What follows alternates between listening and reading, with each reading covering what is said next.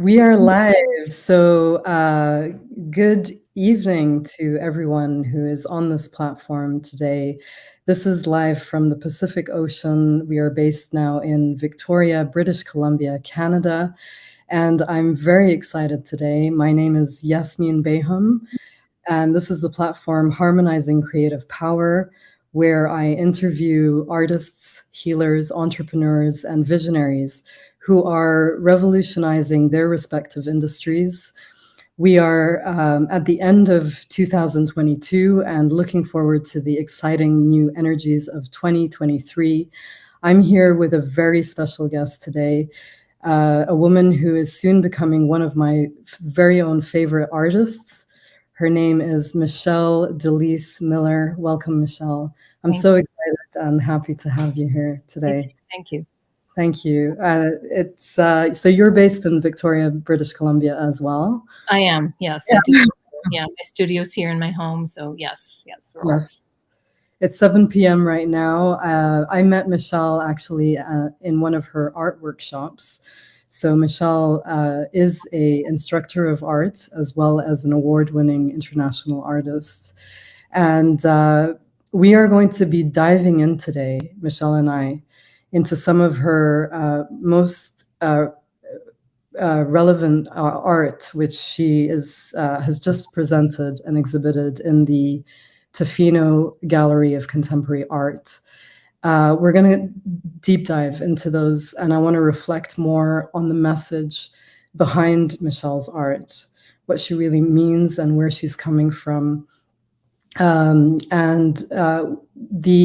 curation actually of the gallery was about the divine feminine in the grace and form of the divine feminine, which we're going to actually dive into that messaging a little bit more. And we're also going to dive into what Michelle plans for 2023. So I'm really looking forward to hearing your plans in this exciting new phase. A lot of us are really happy to leave 2023 behind, and really excited now that we're open more up to travel and just appreciating life. So yeah. Michelle, I'm going to read a little bit about you before I start to go in with your messaging. So let me bring this back. This is a little preview of what we're going to go through today. Michelle's life is rich. It's rich because she chooses to look at life like that in general. Since childhood, her observing eyes took in all of her surroundings, where she processes what she sees by writing about her experiences and observations. The writing has always been her way to talk to herself and clarify her thoughts, especially when she feels overwhelmed. From these clarified thoughts, she unravels the rest of the puzzle in her paintings. Her paintings are a visual depiction of her life, her connection to all things, and what makes her feel grounded, both geographically and temporally. Michelle earned her BA in art history, as well as a BFA in visual arts with a triple major in painting, drawing, and printmaking. The combination of academic and studio degrees taught her to look critically at her own work. And she says that painting from the heart is one thing, but a painting must have critical thought as well to merit strength and depth. Now, just before I go into that a little bit more with you, Michelle, if anyone wants to see any of Michelle's paintings and stay connected to Michelle, this is her website that I've just pulled up on the screen. Michelle, so you say painting from the heart is one thing, but a painting must have critical thought behind it to merit strength and depth. Can you go into that a little bit more and what you mean by that? Yeah. Yeah. For instance, when I'm teaching, students tend to paint basically just from the heart to begin with, but not even quite that. They're painting basically just from the visual point. There isn't any critical thought in there. They're really only looking at How does this color look to that? They're not thinking of anything else other than how does it look good on there. So it's almost like you have three eyes. You have that the immediate eye that sees right in front of you. You have that inside eye that looks inside of you, and you have this kind of third eye. And I hate to say that it's right there in the head, but you know that whole adage that it goes right there, and that's more the critical thought. And I think that's where it has to come from, in balance with what comes from the heart. So when I say I paint from the heart, but it must have critical thought, it's just finding the balance of that visceral work and the cerebral, just trying to find the balance of those. So when I put paint strokes and shapes and whatnot on the canvas, that's great. And then you kind of barf it out and you just, put it on the canvas, and then you stand back, and then you have to sort of really be critical. Does it work? Why are those shapes there? What's the space in between? Do I get rid of that? Does that need a calm space? And you have to think of the why, the how, the what, the where, the when. What does it mean to you? What does it mean to me from a distance? What is it going to mean to me next week, next year? What does it mean to my audience? So there's so many different levels you have to think about. And I think when you first start painting, you don't realize that. Well, I know people don't, because they've said that to me. In fact, they said it's a very humbling experience because there's so much to think about. It really is just so much more involved. Well, for the way that I paint, to be honest, it has to be more than just a pretty picture. It has to have some depth, something else going on in there, some message that comes from me. I don't paint for anybody else. I paint only for myself, and I would recommend that people only do that, because it's a very empty way to paint otherwise. But I think that, yeah, I've always said it's got to be a balance between the visceral and the cerebral. And that's exactly what I mean when I say paint from the heart, but you need critical thought. And I recognize that you have a art history background, but where does that principle of thought come from? The thought of composition and balance and color, and what the audience is thinking of the art. So where does all that thinking actually stem from? It does come from a lot of art history background. When you're doing your academic stuff, you have to write a lot of papers. There's a lot of research. You have to understand. And you don't look at a painting just from the immediate. You have to look at the context. Where did she live? Where did he or she, the artist, live? What was going on in the world at the time? How would that have affected her? Who were the artist's friends? What surrounded them? What made them vibrate? What made them, what made them tick? And I think you have to, in art history, when you're critiquing a painting, you have to look at it from all different angles. And I think as an artist working in my studio, that comes into play. And it is so incredibly important to have that balance as well. And I think it gives a lot more depth and strength to the paintings as well. Any artist that I know of that's worth their salt, they work like that. They think like that. It's, and it doesn't mean that it's not going to happen for artists that are just starting out. You just need to stick with it and really look at a lot of art, read about art, see art, not just in books, but live art, and really start to absorb it all, because it all filters down, and we're human beings. We think and we feel. So you just got to put those two together. And what do you have, Michelle, to say about the heart aspect? So when it's coming through to the heart itself, and you, I know in conversations between us, you said the word instinctual. So what is that part that you're aligning with the thought, the critical thought? I suppose. So if going back to that, what you just read, that little background bit of me, it's funny because when I was listening to that, I thought, oh my gosh, that sounds like I'm doing a chemistry thing. It sounds like science. And it kind of is. To be honest, I just don't find any difference between science and visual arts. I really don't. I'm still trying to make sense of my world by putting it down in colors and forms and shapes and composition. And I mean, science does the same thing. You make your observations, you record them, and blah, blah, blah. So when I'm speaking from the heart,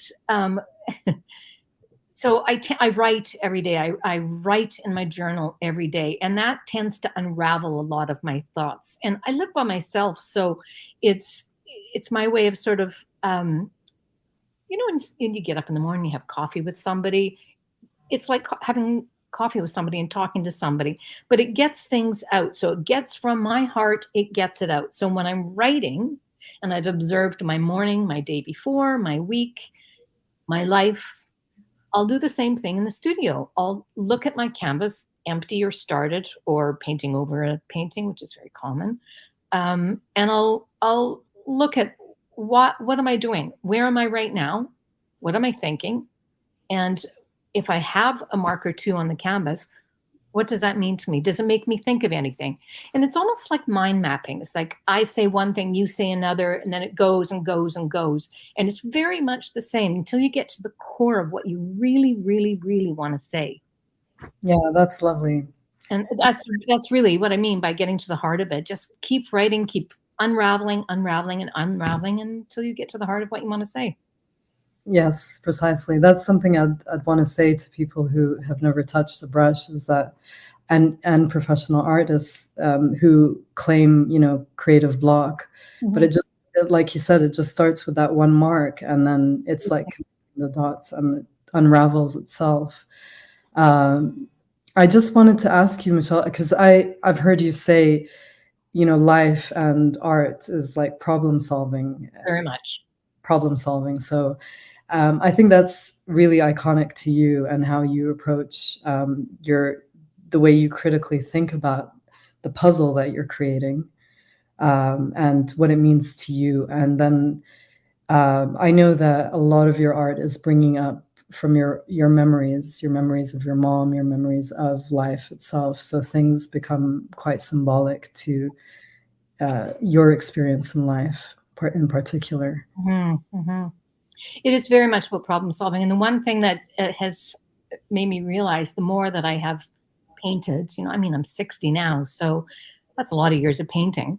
And it is very much about problem solving, but it also, everything is the same.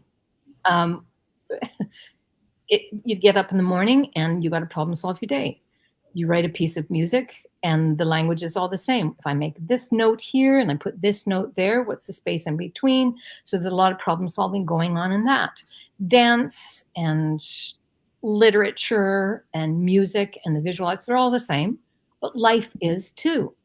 Mhm. Every time you do something, every reaction, for every reaction action, there's a reaction. And it's the exact same thing in science, in art, everything. So Mhm. it's and that is probably my favorite thing about it. I love the problem solving aspect. Mm. Really, I really like games. I really like strategy games too. And I think that that sort of lends itself to abstract painting particularly, but the language is all the same anyway, whether it's, abstract, figurative, it doesn't matter. It's all the same, but it's all a problem solving issue. And how you do it is up to you, but that what comes out in the end is your voice. It is a definite visual in painting particular. It's a definite visual of you. It's a reflection of you in your Yeah, way to problem solve. Yeah.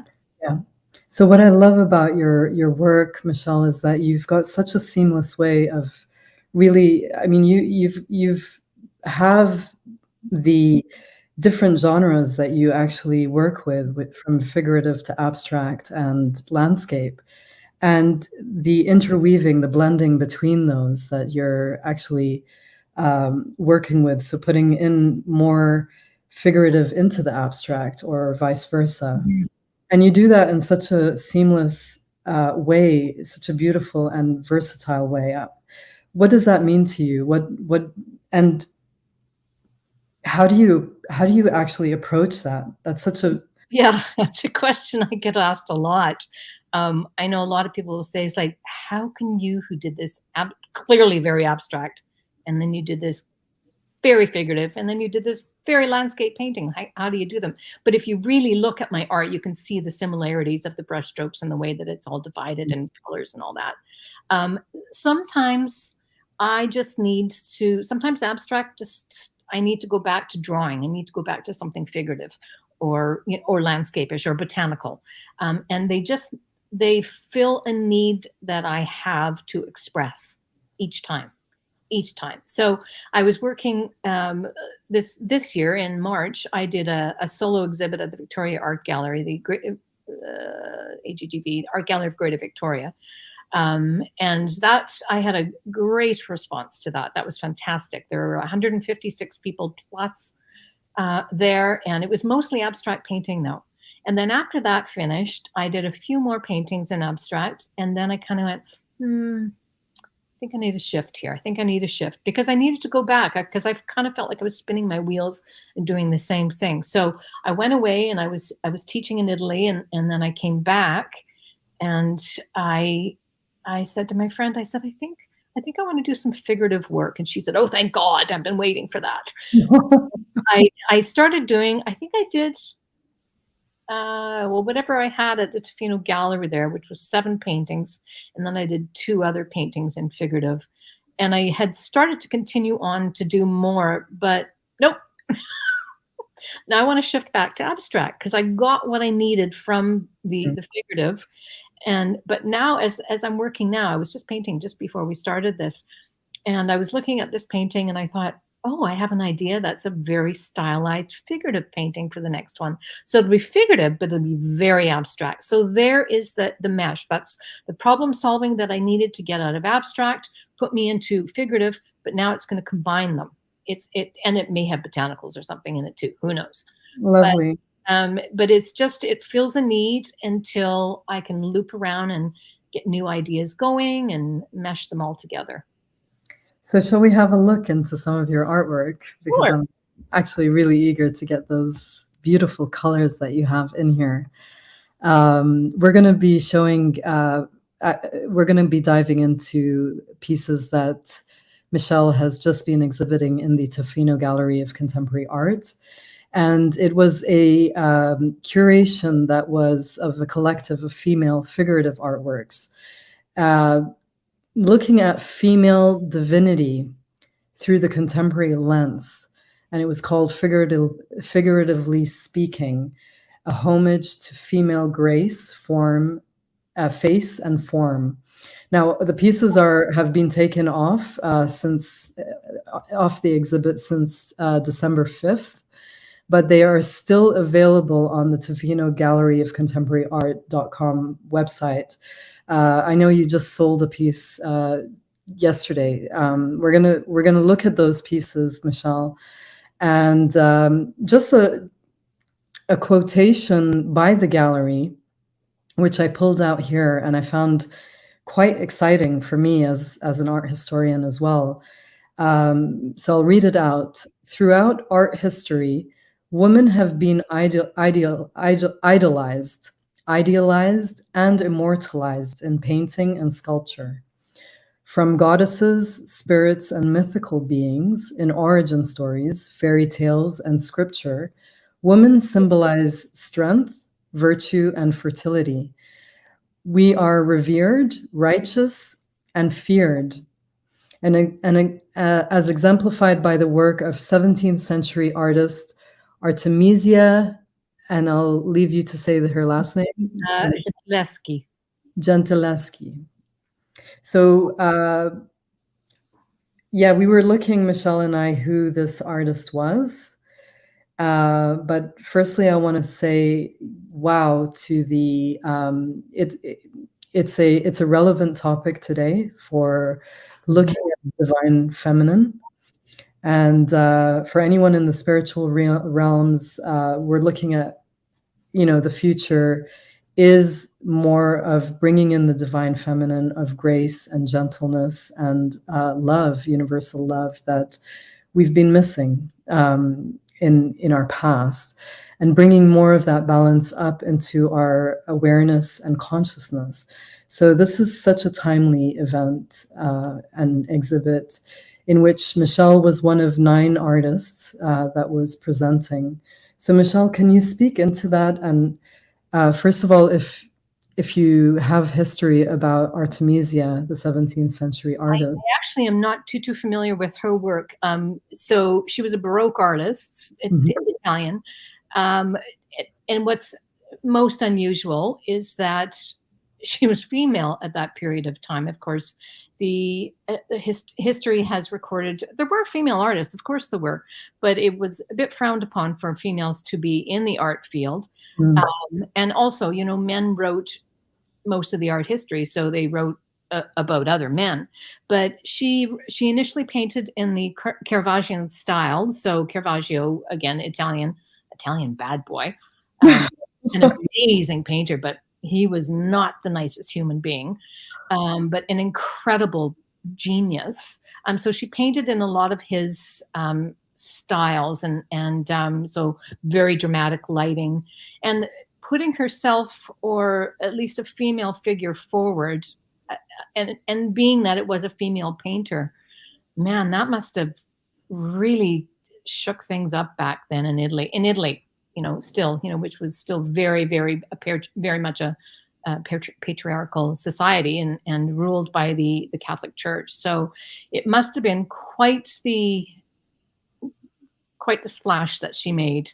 But I really just don't know that much about her at all. So I do wonder if she would have been a disciple of his, or someone who was recognized by him as well, or would she? Caravaggio was that was a little bit. I think he was more of a century before, if I'm not mistaken. I think he was. Yeah, she was 17th century, so that was in the 1600s. So, and I think he might have been some. And who knows? Who knows? Like I said, I just haven't read enough about her, so I'll have to bone up Okay, the history there. interesting to know. So, how does this curation of the female divinity through the contemporary lens, how does that relate to you and your message with your art? I think it just takes. Seriously, I don't even think about stuff like that because I just do what I need to do. But Yeah, the critical thought, right, has to come into play. And yeah, so I think it's more about showing the strength of the female. That's really what it is. Not yeah, just about myself, because some of the paintings that I did in the show were very much personal about myself, but also about others, and about, the stare of the women, the growing older, and then yeah. looking back at my own, family and stuff. So it became more about putting female icons in my life right to the forefront of the view.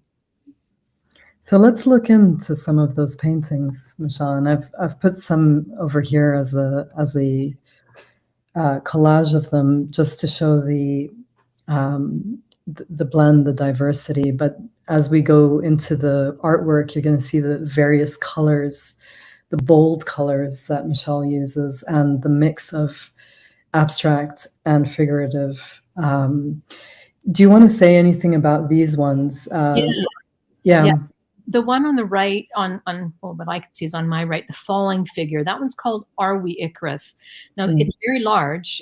It's close to 4 by 6 feet. I don't have the actual dimensions on me right now, but I had just a canvas stapled to the wall in my studio, just a loose canvas, and I primed it up.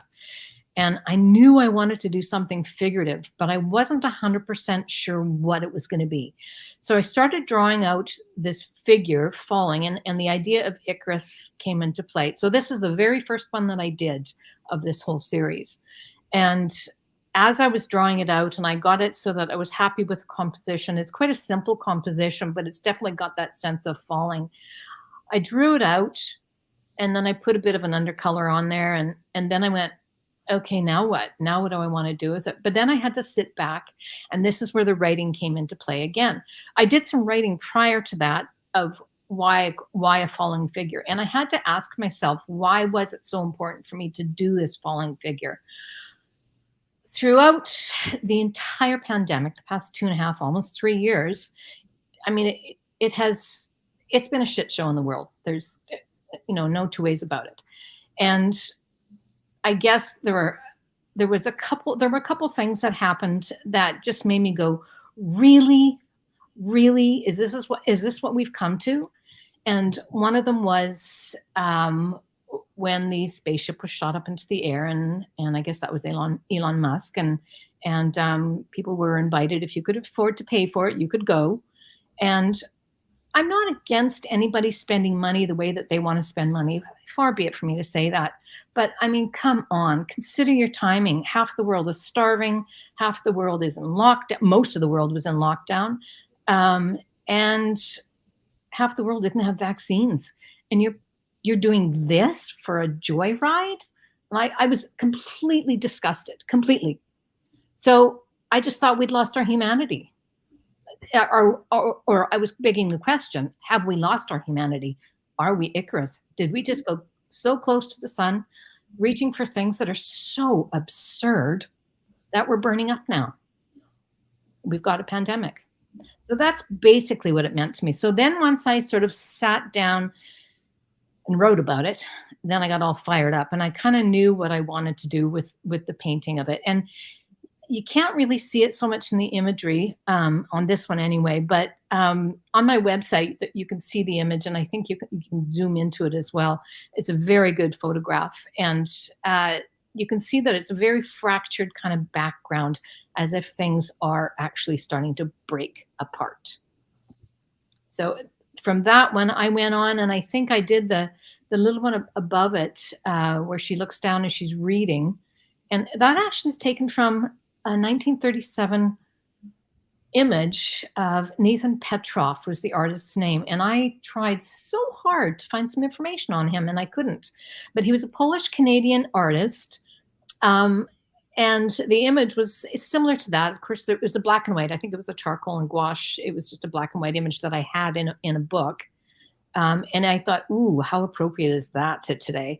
And in the image, she was reading a newspaper based on it was, and on the headlines on the newspaper were something about the Spanish Civil War, because of course it was 1937. And I went, oh my God, again, so apropos to today, not the Spanish Civil War, but the Ukrainian war and the war between Russia and the Ukraine. And so I thought, yeah, I was really quite compelled to paint this and she's a young woman, and she's looking at this, and she has all her future ahead of her. And then she reads the headlines. And so what I did is I took some clippings from our own Canadian Globe and Mail, our national newspaper, and I did a photo transfer on there before I started in oils. These are all in oils. So I did a photo transfer in oils. I think it had something to do with the Russian-Ukrainian war, but I don't recall up now. And I did a photo transfer on there so that it makes it relevant to today. It is about today. And then I gessoed it, a clear gesso over top, and then I began painting with oils. But it was very,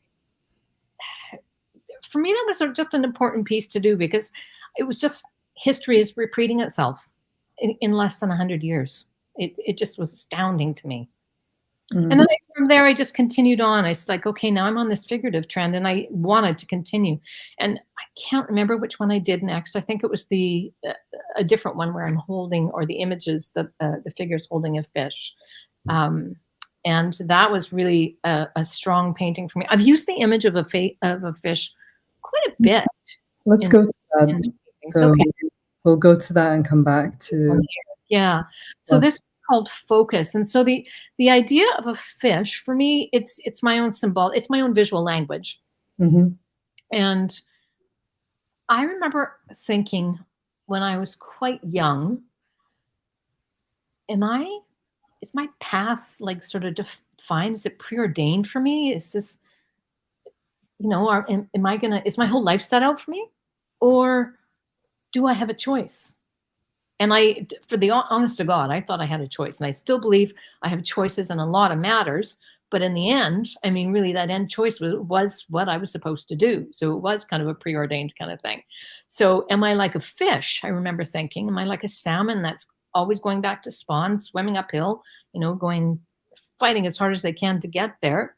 And that's their life. They don't question it. It's just what they do. It's in their DNA.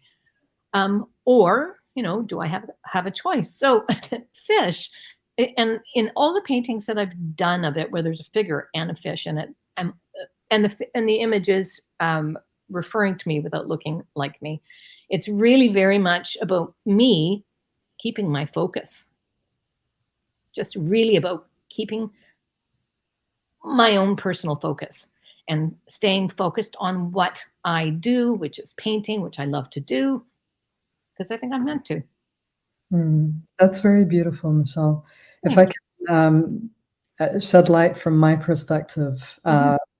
because I tend to paint fish a lot, and for me, the emphasis with fish is about going back to the primal innocence that we were this collective consciousness that was pretty much just unconsciously going about consciousness, which was source creation, but when we have the consciousness within us, it's about being present and having a focus, which means that I'm actually aware of being here in this present space at this present time.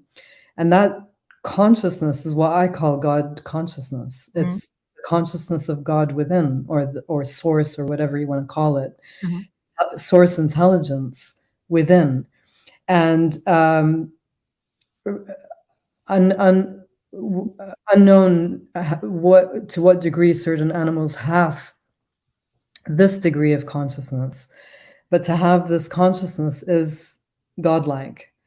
And the primal innocence for me is going back to that subconscious kind of pull of source that is pulling us anyway in a certain direction if we allow it, and if we move out of the way with our own choice or our own will.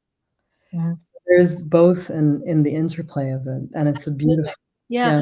yeah, I see the parallel, though. I mean, you're using a slightly different language, but yeah, it's basically the same thing.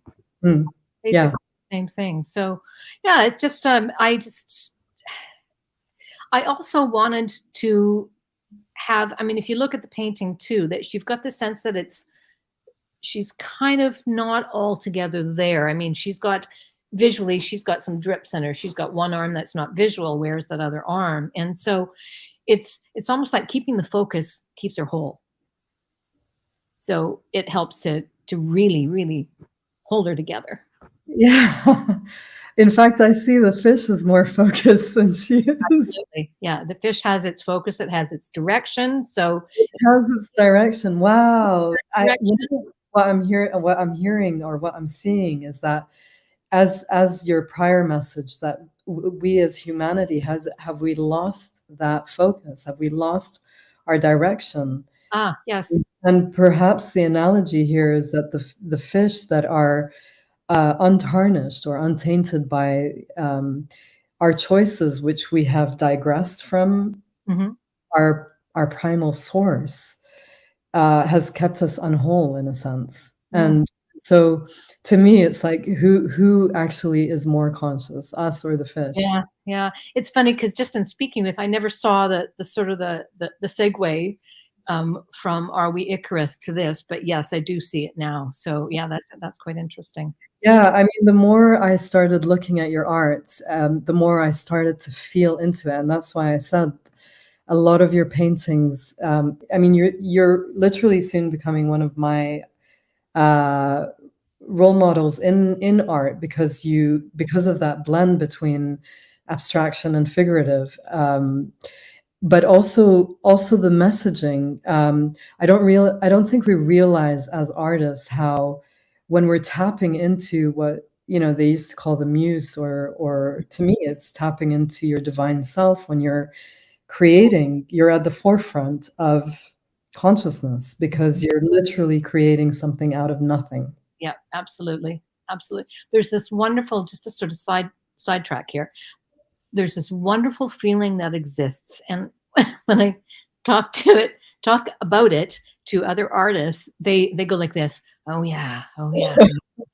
And what happens is when you're totally in that zone, Yes. you are not aware of anything else other than your paintbrush, which becomes an extension of that, where the heart and the head meet. And you don't even realize that you have a body. You don't have sound. You are just in this whole other space, and its lifetime stops. And it really is, it's another dimension. It's just, it's like quantum physics. You exist for that period of time in that other dimension, and it's fantastic. And it's like this nexus that you cannot wait to get back to. In fact, when I do a painting, often I'll paint into the evening, and then, clean the brushes and go to bed. And then in the morning, I run upstairs to see my lover, because it is like a lover, because you can't get enough of it. And you just can't wait to be back there. So it's really this incredible feeling. So, but again, you're nodding too, because you paint and you go, I absolutely feel you. yeah, it's just this incredible thing. And so I think everybody should have that. I mean, you can have it when you're cooking, when you're gardening, certainly when you're dancing and singing, but that's that creative release that you need, because you need to get out of this kind of consciousness that we're in everyday life, into this other indescribable almost space. And because then when you come back to this other space, you feel revitalized, and you may be exhausted going in there, and you just have so much more energy. And yeah, it's fantastic. Yeah, that's So the duality that we're often in, and the struggle of duality that we're all often looking to harmonize within ourselves. Yeah, absolutely. Yeah. It's mainly within ourselves before it is on the outside. Oh, absolutely. Absolutely. Art really has that power, doesn't it? And even if you have one of these art pieces in your home, the power of that reflectiveness and the reflection of going within. And like I said, the more I look at your painting, so in the beginning, it was looking at them on the technical level, but then when it hit me on the heart level of, what it's actually saying to me, I was diving in. And that's when I said, Michelle, I've really got to have a conversation with you, because I'm diving into some of these paintings, and I'm getting so much empowerment coming back. So going back to the divine feminine, we're looking at a painting. This is the one that just sold at Tofino's Gallery of Contemporary Art. It's called City of a Wounded Warrior. Can you go into this one, please? Yeah. This one was hard, very, very hard to do. It's about my mother. So she died when I was 18. She was diagnosed at the age of 30 with a brain tumor, and she went into remission for a few years, which was great. And then we moved out to Victoria when I was about 10. And for my grade 12 year, we moved back to Saskatchewan, because I was in grade 12, and my mom knew she had little time. She was a single mom of 4 kids, and she was a feisty one, and tiny, tiny little thing. But she had a huge, huge, temerity and strength of just moving forward and looking after her kids. So so you can see the bandages on her head, and that obviously, her wounds, her physical wounds that she had from the brain tumor. And then I liked the idea of the Lady Godiva story. Supposedly it was true. There's many, many versions of it, but the fact that Lady Godiva rode through the street, supposedly nude, I just that alone, for the period of time, whenever that took place, I think that's really quite an incredible thing for a woman to do. Yes. And so I liked that idea. And then the strength represents or the horse represents the image of strength, and I wanted her to be sitting tall on the, straight backed on the horse, and as if she's not afraid, moving forward. And in the background, you can't see it in this. You can, again, if you go into my website, you'll be able to see some of the marks. But there's all these little mark making lines. Really, they just look like marks. But what they are are the words from the letters that my mom wrote to us kids. And then I kind of smudged them over because I don't want them to be legible. They're just more for me to sort of put the energy into it. And so then I kind of painted over it and I built up the background and transparencies. And so it's got this wonderful luminescence when you look at it in real life, particularly. And so it just sort of gives a little bit of a, almost like a vibration in the background from the words. It's just the way the lines are moving, which I like against the stillness of the figure. So yeah, it was a tough piece to do, but I was very happy with it. Yeah, and it just sold today or yesterday, one or the other. Congratulations. Yeah, it's worthy of, because it has, for me as well, that depth of one, the role mother, the mother as a role model. And actually the word mother comes from the word matter, or mata, which is matter. And the mother is from the earth. That's why we call it Mother Earth. And the matter is what I see here in the browns and the umber and all of that, the earth tones. But then for me, the symbolism, I know you said that she had, the cancer of the brain, tumor, but wearing this, the bandages actually, for me, actually symbolizes a sage, or someone who has wisdom, who has gained wisdom through the pain, the turmoil, the struggle, and then to bear herself naked in that way on such a strong animal, as you mentioned, Lady Godiva. But there's a beautiful author, Brene Brown, who they coined that term, that your vulnerability is your ultimate strength, your ultimate power. And to be able to bear, to face or be visible with all that you are, and that's your total nakedness in front of everyone, and say, this is it, this is what I am, and take it or leave it. It's just so powerful. The message is so powerful. Thank you. Yeah, it's a strong painting. Yeah. It is. Thank you. Yeah. We're moving on, Drenched in Wonderment. So this one, if you, the imagery itself, not, and again, never exactly, I never take it as an exact replica ever. But ever since I was a kid, my best friend, Angela, we went to this teen disco when we were teenagers. And in this place, in this venue, we saw this poster, a Maxfield Parrish poster. And it's called, oh gosh, what is it called? We call it The Blue Lady. And it's she's gazing up at the stars, and it's just got such a serenity to it. It's so lovely, and this just gazing in wonderment and knowing that you're part of it, but you're so small. And so that always stuck with me. That image always stuck with me. And my mother actually had a book. It was given to her of Maxfield Parrish. She was just an amazing technical artist and illustrator. He really was quite incredible. So that image I took and I used her, but I used the idea of, being drenched, bathing in all this beauty and uncertainty and wonderment. And so I used the idea of the dandelion seeds kind of fluttering, because they're so beautiful and so delicate. And I like the fact that they exist, I think, pretty much everywhere in the world. Dandelions do. Mm-hmm. And I love the fact that, you blow on them and they dissipate and they separate it and they float through this beautiful airspace, not knowing where they're going to land.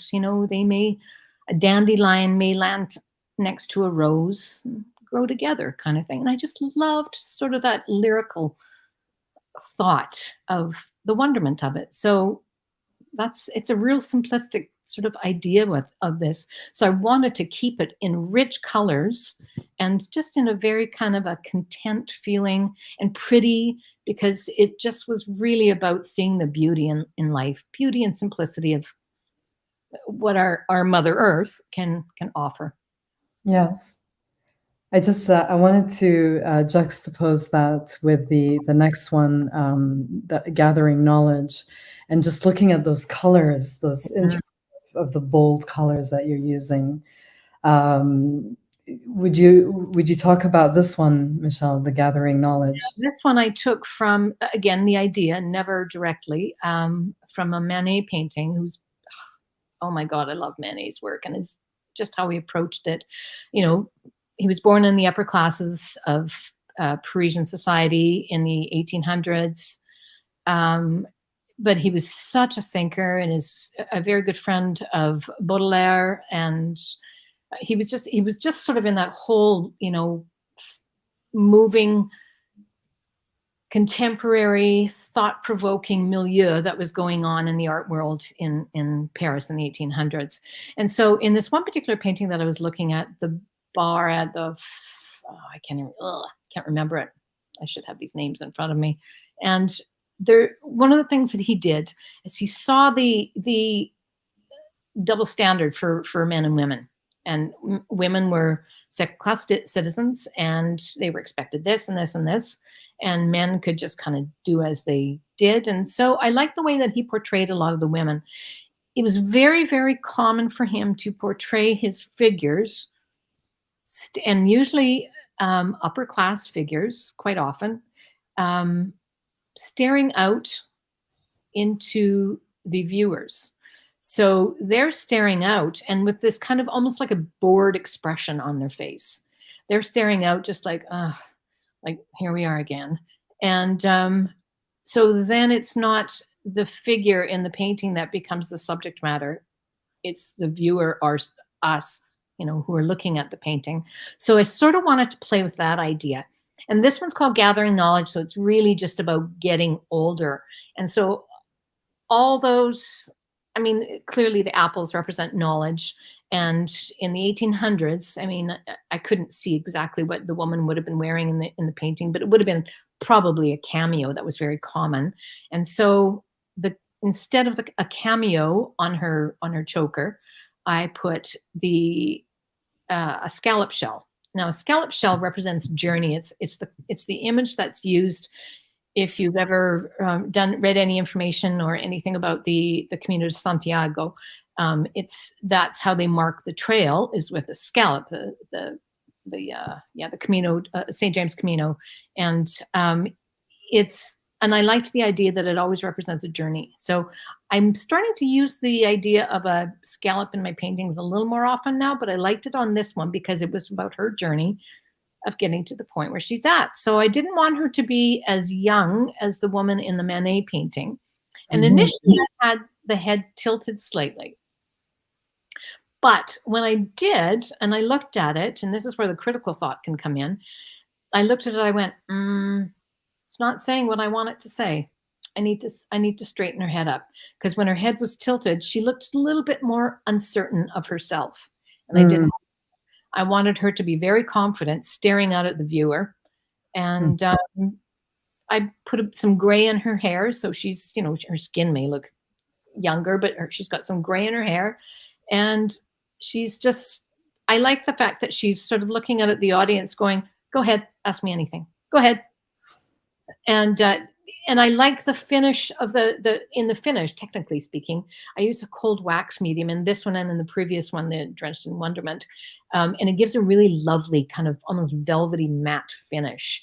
And within the figures in this one, in her garment that she's wearing, her jacket, it's actually black. And then I layered it with some transparent red oxide and raw umber.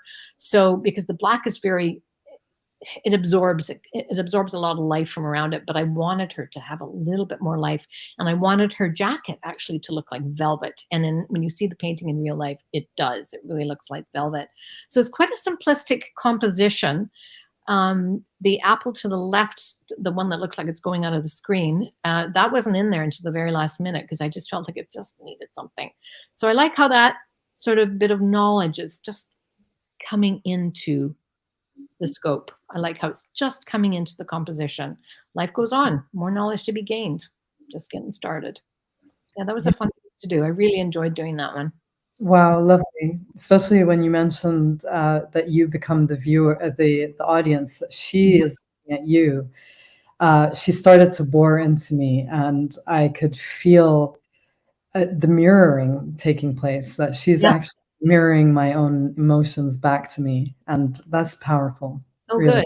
good, good. So we're going to, if you'd like to, we have the juggler, if you would like to mention a little bit about it. And then we're going to actually talk about your plans Oh, for great. 2023. This one is again about my mother. She's you. I don't know if you can see how well you can see it in this image, but she does have the bandage thing again. And I was just sort of playing with the idea. It's not based on anything historical or anything, except for the woman. Women are often known as very good multitaskers because we are. And so my mother, being a single mom, she had 4 kids. She was a registered psychiatric nurse. She don't know how she managed to raise 4 kids on her own. Oh my Lord. And we're all close in age, right? So it's really about her juggling everything in her life. How do you get up at 5:30 in the morning to be at work at 7 and still get your kids off to school and have dinner on the table? It's insane. But I mean, it was a different time too. I mean, I was raised in the late 60s and 70s, so it was a different time. Kids had little more autonomy. You're expected to do a heck of a lot more. I was doing dishes by the age of 4. Mm. So it's standing at a chair on this at the sink. So you're expected to do a little more, but still raising 4 kids on her own. I don't know how she did it. So it's an homage to the single mothers, really. Lovely. I'm feeling that more and more. I mean, and this is what you would call figurative, more with the blend of abstraction, Yeah, isn't it? absolutely. Yeah. Yeah. How do you define abstraction, Michelle? Like, what does abstract actually mean? Uh, just the nature of what I'm doing as an artist. I'm painting. I'm taking an idea, be it realistic when in my end result, or completely stylized. I'm taking an idea from my head and I'm portraying it on a two-dimensional surface. That is abstract by nature. So no matter what style it is an abstraction. However, semantics aside, this I would call stylized abstraction. So stylized figurative. So it's a figure. I can tell absolutely it's a figure, but it's not exact. So it's still style. Even the other ones, they were still very stylized because they're not photorealistic. They're a little more stylized, and I'm not wanting to do completely photorealistic. I admire people that do, but it's not something I want to do. And so abstraction covers it's a big umbrella. It's Mm. huge. It's huge. There's non-objective abstraction, stylized abstraction, pure abstraction. It's quite endless. But this one I would call it very much a stylized figurative abstraction for sure. Okay. So let's move into what you have planned for 2023. Okay. You can tell Michelle has a lot of information when it comes to art, and a broad bandwidth with experience in art, blending so many different genres together. That's what I love about you so much. Let us know about your plans, Michelle. I've just pulled up something on the screen for everyone to see. So these images, the one on the left with the pillars, that's a shot of mine from one of my visits to Pompeii. And the other one is from the upper deck on where I go to teach at Il Giardino di Vigliano, and it's just outside of Sorrento. So it's on the Amalfi Coast area. And I'll be teaching there again June 10th to the 19th in 2023 next year. And I can't wait to be back there. This is phenomenal. So it's 9 days. And what I love about teaching overseas is when you're dropped into another culture and you're saturated with, well, your senses are saturated with sound, flavors and smells and sights and things that you don't normally see. And then you take that, and you would get that from any holiday, but throw being an artist, throw being creative in there. wow, you get so much more because your senses are so heightened. You are all of a sudden looking at not just the leaves of the lemon trees, you're looking at the space in between the lemons, you're looking at the pock marks on the lemons, all the different colors that you look at things so differently, you smell things differently, you taste things differently. It Mm. really does open up the senses. And it kind of harkens back to what I was saying when I was in the studio, and you're in that zone of you don't really exist in another space. It's almost like when you go to be creative in another country, or at least I try to teach this way anyway when I'm there. It almost is like a portal to get to fast track you to that space, that zone, that special zone. That's like another dimension. It's really incredible. But the location itself, so the Nunziata family, it's been in their family through their, I think, the Ada's, through the mom's family line, and it's been in their family since written history of the 1200s. But Luigi, he and his sister Valentina, they more or less run the place, and mom and dad are still there, and Ada's still there, but they, and so is Peppino too. But basically, Luigi and Valentina sort of run the place. And Luigi told me, he said, when I asked him, how old is the property? And he said, well, written history was the 1200s. He goes, but he goes, it's been in our family a lot longer than that. That's just written history. So, and it immediately gives you a sense of Italians' connection to land, to family, and to food. And they grow so much of their own food there, and they have, obviously it's lemons. It's a lemon farm. It's an agriturismo, so it's a lemon farm. So it's got the huge Sorrento lemons, and everything's organic. We're a 10-minute car ride down to Sorrento. It's just incredible, and to be in this area amongst this history and amongst this family who are so authentically Italian. It's their land. And so you look out on one area. This is the upper terrace. So you look out, and that's the Bay of Napoli you're looking at, and then that mountain in the distance is Mount Vesuvio. So of course that's what exploded in 76 AD, I think it was, and covered Pompeii and Herculaneum. And so it's still an active volcano, but we have a little more equipment now to let us know when it's going to happen again. And So are we looking at the ruins of Pompeii on the left-hand side? correct. Yeah. So, and I guess the first time I've been to Pompeii now 3 times, and what astounded me the first time I was there was how immense that city. It's not just a village, it is a city, and it's so huge. And it would have been more of a like a vacation destiny, and of the very wealthy. It's just immense and incredible.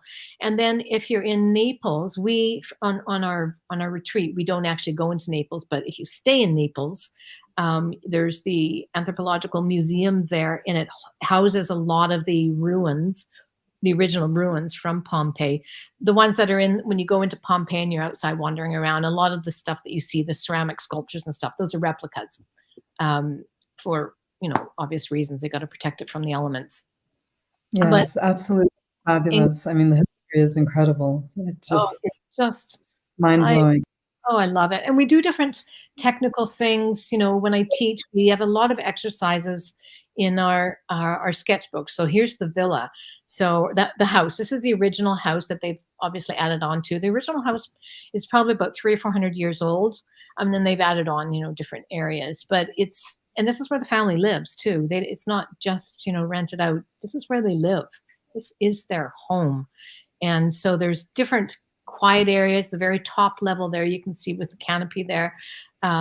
That's from the view of the Bay of Napoli that I was talking about. And then just to the left, there's another area, and it's got a covered eating area. There has to be a lot of covered areas there because it can get very hot. And Okay. then where we're standing looking at it, that's actually from the beginning of the lemon grove. And when you arrive, you can park. There's a little parking area down below, and then you go up this ramp and you walk down this path that's quite long, and it's it's covered in pergolas because lemon trees are very sensitive to light and heat and cold, and all these lemons hanging down. So you're just all you smell is the citrus and oh, it's Oh, I could feel it now. It's so unbelievably romantic. I oh, mean, it really, really is. So they've just started doing weddings there recently, and they've sent me some, and they posted on their website, and you can see them on Facebook too. They've posted some images, and it's like, oh my God, it's so beautiful. It's so romantic, and just so it's so authentic. I mm, mean, I've been asked like, why would you stay there? Why wouldn't you stay at like a Fairmont or something and get all this stuff? Why would you stay at a Fairmont when you can go here? You of know, course. why would you want to stay at a chain hotel when you can go here? It's incredible. So that's Luigi, and that's when we have our pizza making night. So we make pizzas, and they have a wonderful oven out there. And so Luigi's fabulous. His English is very good, and over the years, it keeps getting better. And to the right is some of the lunch. I think that was prepared mostly by Valentina, and it's what I. There's so few ingredients in their food, but they're so pure. Mm, They're incredible, and mhm. it's just you feel like you're in heaven, and there was lunch with wine, and then dinner with wine, and breakfast was it's just fresh eggs every morning from the chickens. It's That's amazing. really wonderful. Fresh cheese too. So here's when we're doing some exercises. We do a lot of work in the sketchbooks, because I want to give people a lot of technical information, ideas, different ways to approach it. Doesn't matter which way you want to work, very whimsically, very abstractedly, very realistic. It doesn't matter. It's because it just gives you different ways to approach it. And so a lot of ideas are in your sketchbook, which gives you, lots of ideas in your tickle trunk to approach your own paintings. And then when we travel over, when we go to Capri, we take the boat over to Capri, and we go down to Positano and Amalfi, and then we'll go into Sorrento. We take our sketchbooks. We don't take our paints because it's a lot to carry and bring out, and there's a lot of people around. When we go to Pompeii, we just basically take our phones and cameras because there's not really any place to sit in Pompeii. Mm, So it's just you want to take some pictures and record those. You can revisit those when you get back, and then when we're at the villa, we do more exercises, but then we work on one or two panels or canvases or whatever substrate that people happen to bring, and we apply those ideas into those paintings. So it's very fun, and it's very casual, and if you go, I think I just want to go have a nap right now. Absolutely, it's your holiday too. Most people don't, and we usually paint until about 5, and then we're done for the day. And then often what was happening in a recent year is I'd say, okay, everybody can go have a nap or clean up or just solitude time, and then we'll meet for dinner at 8 o'clock.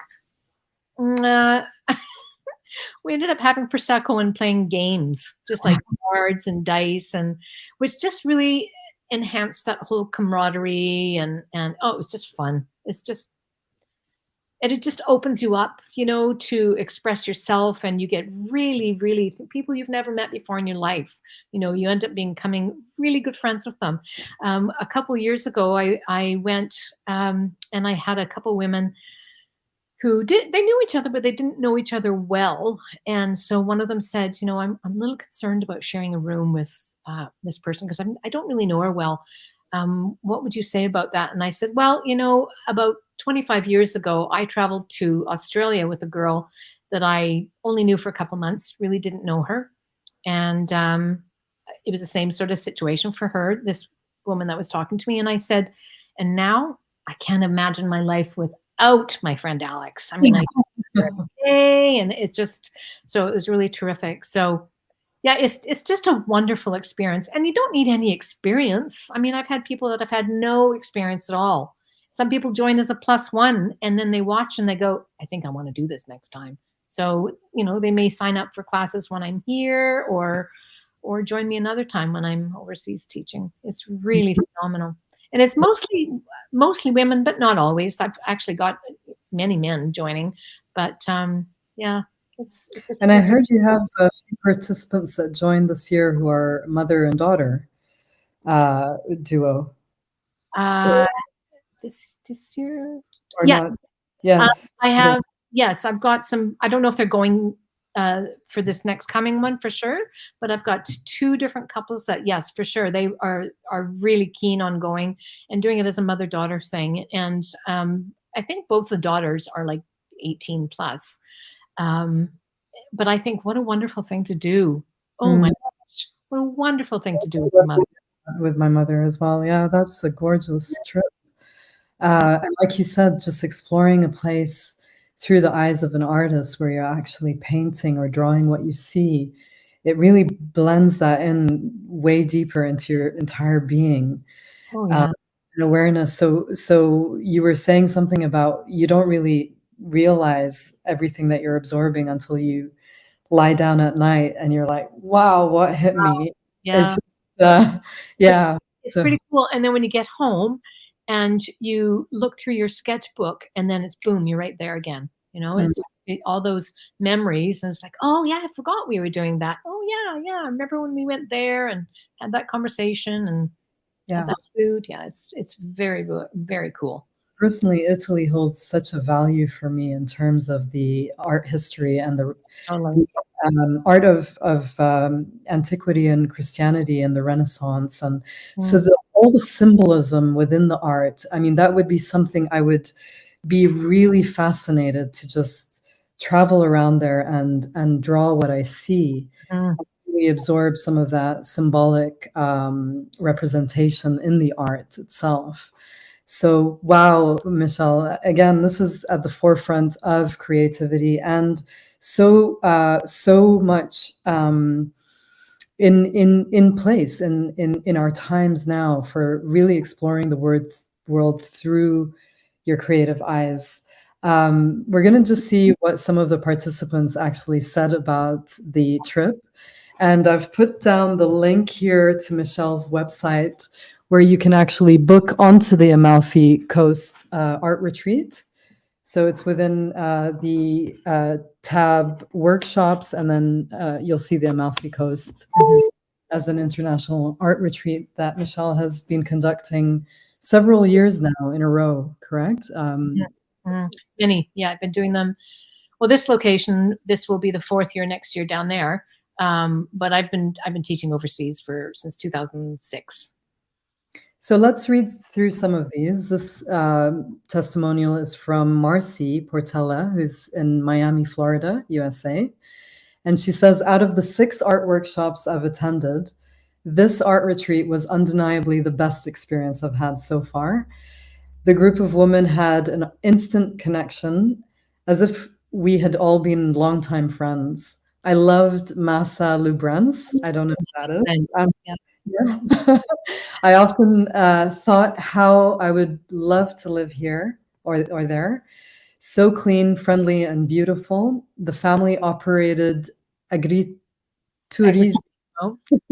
Could not have been more accommodating, loving, enthusiastic of the culinary arts. I've missed our gourmet meals and our 6 o'clock Prosecco happy hours. I look forward to joining the next art retreat hosted by Michelle Miller, our most dynamic arts instructor.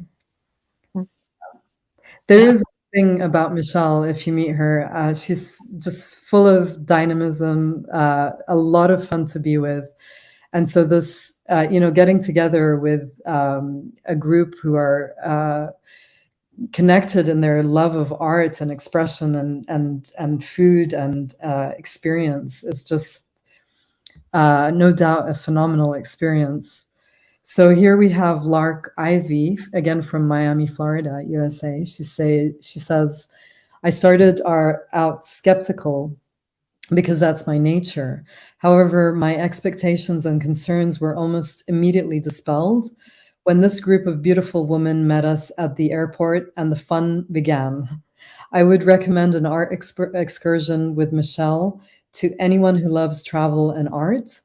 From a beginner in art to the most experienced, the instruction and techniques learned were excellent, and there was always room for our own artistic vision to come through, no judgments. Michelle had everything organized and was with us every step of the way. There were no surprises or expectations that had to be addressed. from what should be packed to daily literary of art and excursions. So artists get packing for the next adventure. It's really worth it. I love that. Yeah. Yeah. So it's really well organized. You've done this several times, and you've organized the whole entire Mhm. thing. Go into the logistics a little bit more after this testimonial from Tass Duncan in Sydney. I attended your workshop as a +1 for my friend that was painting. Watching all the artists and watching your method of instruction has inspired me to attempt a workshop. Your step-by-step instruction has led me to believe that I too can paint. There was amazing camaraderie amongst the painters who inspired each other to stretch their skill levels. And I know that I would be inspired by other participants if I was to attend another retreat as a painter. That's really beautiful. Yeah. Yeah. She was fun. Yeah, it's Yeah. really, I can't wait to be back. I really can't. It's an amazing, it's a gift to be able to go there and teach. Really, it's amazing. Yeah, I'm so Yeah. fortunate. I've attended one of your art workshops here in Victoria, and likewise, the having it in a group setting where others are prompting and observing your work as well. It just gives that extra level of, and watching others paint, it gives that extra level of, pushing out the boundaries a little bit more and other Mhm. people. I really enjoy that that aspect of the group kind of um, format. Yeah, So yeah, you can yeah. really learn so much from each other, sharing ideas, and yeah, it's really wonderful. It is teaching in a group. It's wonderful. Yeah. So what are you hoping for, Michelle? It's how many people, and how does it actually work for Um, people to? it's 10 people. I can do a max of 10 people. And so basically it's based on a shared accommodation. There is, if you want your own room, I think they can they can accommodate some, but if it's available, right? And you don't have to pay. I think you just put down a deposit you book it through the travel agent which is Niche Travel, and I think I've got that information on my website as well. And you just put a $500 deposit in, and then Kathy Scott and her team at the travel agency, they will give you the information of when they need to have the rest of the payment in. And then I get paid separately, and I don't need that until like May 1st, or May 15th even is fine. And and you would fly into Napoli, and then we meet at the airport. Even if you are in Europe already, we still meet at the airport. We get picked up there at the airport. So for me, my most stressful point is making sure I've got everybody there and everybody's luggage has arrived. Until I've got everybody there, then it's like, okay, now I can breathe, because I just making sure everybody's okay. And then we get picked up. Luigi will have a driver pick us up, usually in a one of those 9-seater vans or whatever, or 10-seater, 11-seater. And we go down, and it's only about, well, as crow flies, it's only about an hour and a half drive, but there's like 2 roads there, and it's a gong show with traffic. So it usually takes a bit longer, but it's worth it. It's, you can see the cliffs driving along the Bay of Napoli. Oh my God, it's stunning. And then we get to the villa, and then it's just a meet and greet. You get into your room, and then it's a meet and greet and prosecco, and we have dinner, and then you have your first solid night there, and then we start in the morning. And I have an Wonderful. itinerary. I don't print it out for the students until I get there, because so much of it is based on weather, right? So I don't know what day we're going to Pompeii, because you don't want to go to Pompeii when it's raining. You really don't. And so we just try to base it out on the weather, and we have most of our meals at the villa at the Agriturismo. I think a couple times we go out at night, certainly once anyway, and we go into this I can't remember, is it Michelin? Is it Michelle's? I can't remember what it's called. Anyway, it's fabulous. and we go down there, and then our lunches, if we're out, we'll have, we'll fend for ourselves and find lunches, which the food, honestly, food in Italy is really cheap to get. It's really inexpensive. And then if we eat at the villa, that's not included in our price. The price actually just includes our accommodation, which is 9 nights, most of your food, all your wine at meals, and I believe wine in the afternoon if we want it, and our transportation. On our excursions, we'll pay the drivers, separately for that, but it's really not. It doesn't cost a lot. And but I have that mapped out. I have a whole PDF that I typed out, that what to expect, right down from what the going rate of the euro is. So it's I've got it dialed, because I've been doing them for so long, and I've got it so that I give you your supply list, and it is not much. And I do recommend traveling with somebody, and then you can share the supplies too. So it's just a lot easier that way. Share the weight, so then you can fill the rest of your suitcase up with shopping. Yeah. So, Michelle, it's been a pleasure. Do you have anything else you want to add, and or say for 2023? Anything that comes to mind? I'm really grateful that we are moving forward in the world, and leaving this pandemic behind. I hope that we've learned from it. I hope that we can all be more creative, that we're all locked in, trying to make ourselves busy. So I hope that people are finding themselves to be more creative, and I take my hat off to you if you can find some creative time for yourself. It's very well worth it. It makes you so much more of a whole person. And if you want to see some more of my art, I do post it on my website, just michelle-miller.com. And on Facebook as well, you can see it there. I post all my new paintings up there, usually before I get it onto my website, because I usually get it photographed professionally before it goes onto the website. And but yeah, any interest, just shoot me an email, shoot me a text, shoot me a message, however. I'm happy to respond. A tidbit about 2023. As Pythagoras, who they dubbed the founder of numerology, and he was a Greek philosopher who, based on vibration and frequency, everything is about numbers. So if you add up to 2023, 2 plus 2 plus 3 equals 7. And 7 in numerological terms is about awakening and opening up your gifts. And that includes your creative gifts. So look forward to 2023 as a time to really awaken and expand on our gifts, our creativity. That's cool. Yeah. Yeah. Yeah. Well, that's in complete parallel of what I'm saying as well. I think we've all had time to sort of revisit ourselves and being locked in. So let's get creative now. Yeah. Let's do it. So thank you so much. Yes, Well, I appreciate this. Thank you very much. Well, so stay in touch. Absolutely. All right. Have a lovely evening. You too. Okay. Bye. Bye-bye.